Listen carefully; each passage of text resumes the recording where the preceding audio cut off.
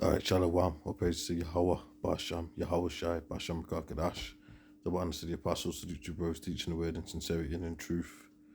What I'm gonna do in this particular one, I come across this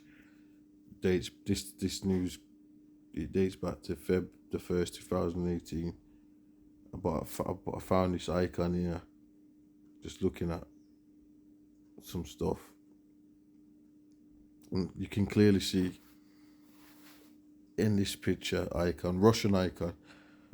They got afros and beards, all right. So they got woolly hair like the pure wool, right? So that is, hair like the pure wool. When you read about the one the world calls Jesus Christ in Revelations 1:14, it says he had hair like the pure wool. We all know that texture. That texture of hair is a sheep, and stuff like that, which we know has got that texture, as we're seeing in the icon. Because we ruled Europe. We weren't just swinging off trees in Africa like they say. We was ruling Europe. We got proof on different things, records, paintings. If text, but they don't want you to know that, because they want you to just think you just a low being. But all that's changed, which is part of the Valley of the Dry Bones. The Israelites, we're the princes of the power, sons of God. So we're waking up to who we are, on which they don't want that info out. But it's out. It's already out there. It's consumed the planet. So now what I'm gonna do to this particular icon. So you got this site, Longfellow House, Washington's headquarters, National Historic Site, Massachusetts. Yeah. I guess you can go up in this place, fees, calendar, I don't know. So let's read what it says. This small, roughly 4.3 by 3.2, picture here, larger than life-size wooden panel has holy figures painted on it, and is a religious Russian icon.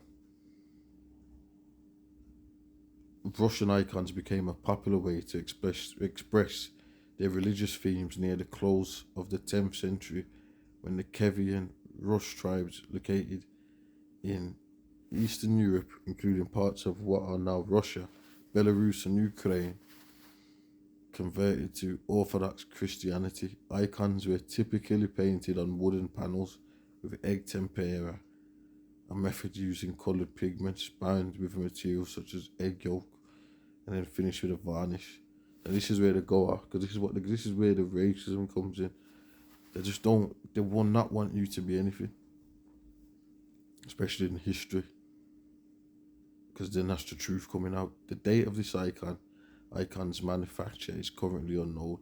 Its darkened appearance, damage, and the muscular text has so far prevented any positive identification. So it's got a darkened appearance, but and damage and shit, but it was painted dark, but it appears to depict saintly members of the Orthodox Christian Church, as identified by their halos, presided over by, I'm going to say the right name, Yahweh Shai at the top.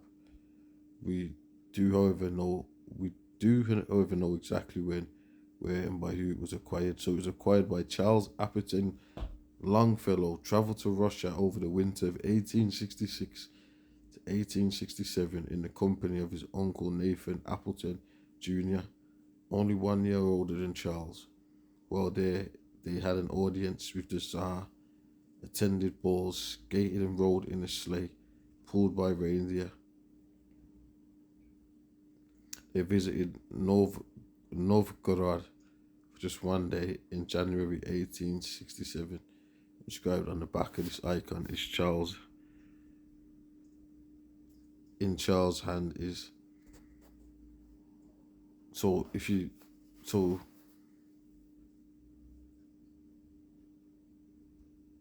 was from Novgorod, I think, originally, but it's in America now. Collecting Russian icons became a popular pastime among non-Russians beginning in the late 19th century. The practice of painting religious icons in Russia greatly declined with the rise of the Soviet Union. People were collecting these things. That's why there's icons all over the planet. And you got museums, and then you just got people that collect stuff. So, just like a lot of people don't know, the Vikings went over to do with Gad as well. So, and those are two dark nations, the Native Americans and the Vikings. All right, that's a whole nother lesson, because they'll be like, oh, yeah, you're damn right.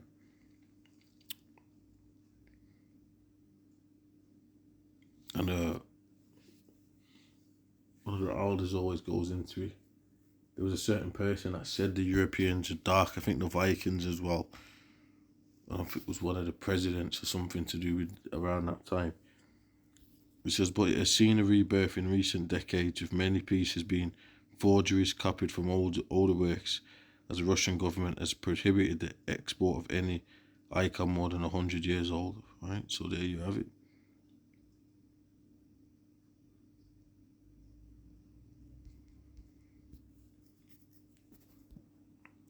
Now, a lot of the Russian ones are still intact, but then a lot of them have been damaged, and they've tried to paint over them, and that's what they do. That's what they've done with the Russian ones. You see, they're preserving their icons. You got icons in England and that, yeah. You don't see them. It's like they're non-existent. They've been burnt. You know, it shows you what's going on over here. You know, in the wet, they've been burnt. They've been damaged. You kind of got to go further in Europe to start finding the icons, but they would have had them. Certain things, but they're hard to find and fucking damaged. All right, because we've done videos on it. First Maccabees 3:48, and laid open the book of the law, wherein the heathen had sought to paint the likeness of their images. So that's the spirit that got on them. Destroy the icons. Destroy. Make it where they can't find their history. That's the spirit that got on them. Alright. So, but through the spirit of the Lord anyway, we're bringing icons out anyway. Alright, so we might go back into that spirit, but I just wanted to do this quick video. And we're the sons of Jacob, we're the Israelites, and the truth is out there. Real history. Right, so I'm going to leave it there. But as you look at this icon here. So they're like painting over it and going, painting it, when they paint it like lighter than a pale or something, they go, oh, that's how it really is. When it's dark, But when you look at them, you can clearly see a difference between the faces and the hairs. And the colours are all intact. I don't know what they're talking about, man.